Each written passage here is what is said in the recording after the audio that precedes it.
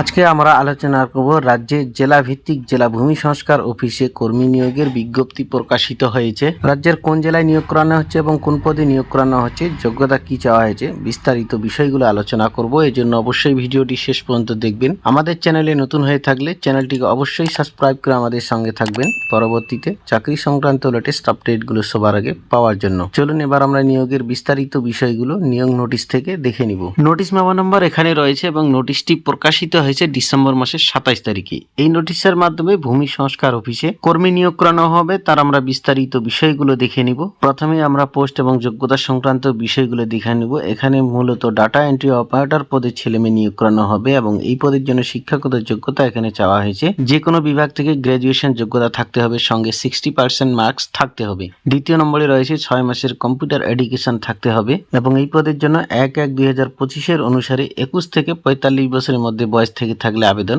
করতে পারবেন। Data entry operator পদের ক্ষেত্রে বেতন দেওয়া হবে 13,000 টাকা পার মান্থ হিসাবে এবং এখানে শূন্য পদ 19টি রয়েছে। Nature of duration of job, এই পদে মূলত অস্থায়ী এবং চুক্তিভিত্তিক ভাবে কর্মী নিয়োগ করানো হবে 3 বছরের জন্য।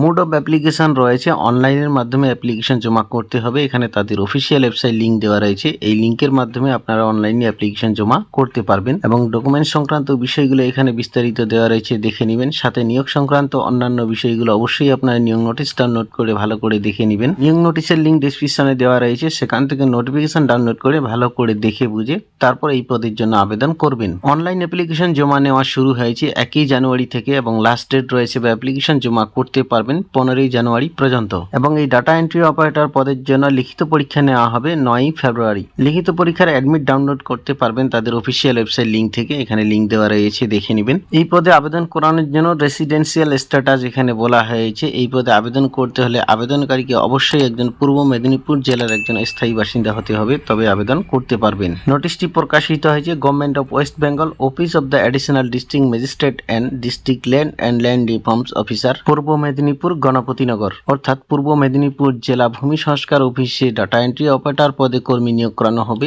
এই ছিল আজকের ছোট্ট আপডেট। ভিডিওটি ভালো লাগলে লাইক করবেন, আমাদের চ্যানেলে নতুন হয়ে থাকলে চ্যানেলটিকে অবশ্যই সাবস্ক্রাইব করে আমাদের সঙ্গে থাকবেন।